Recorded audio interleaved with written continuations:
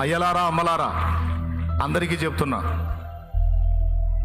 ఎప్పుడు మనం పరిశీలన చేసుకోవాల్సింది ఒక్కటే, దేవుని ప్రేమిస్తున్నానా లేదా, దేవుని యందు ప్రేమ కలిగి ఉన్నానా లేదా.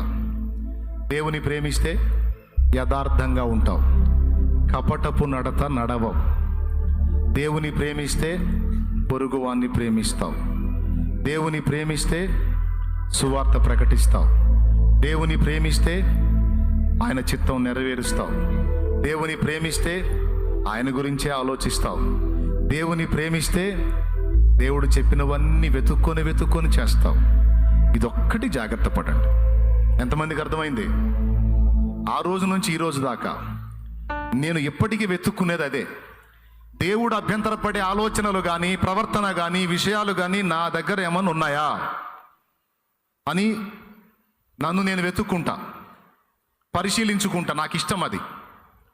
దేవుడు నన్ను వెతికిందాకా ఆగొద్దు, శత్రువు నన్ను వెతికిందాకా ఆగొద్దు. ఒక శత్రువు వల్లే ముందు నేను నడిచే నడత ఎంతవరకు రైట్ అనేది నన్ను నేను పాయింట్అవుట్ చేసుకొని వెతుక్కుంటా. అది దేవుడిచ్చిన కృప.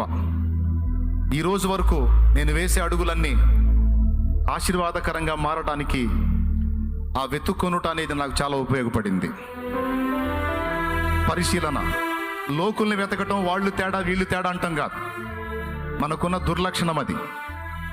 మనల్ని మనం వెతుక్కొని పాయింట్అవుట్ చేసుకొని దేవునికి ఆయాసకరంగా నడుస్తున్నానేమో చూసుకొని దిద్దుకొని అడుగులు వేస్తే నేను చెప్తున్నా, నిన్ను ఆపటం ఇక ఎవడి తరంగా. ఓకేనా? కృప మనందరికీ తోడై ఉండును గాక.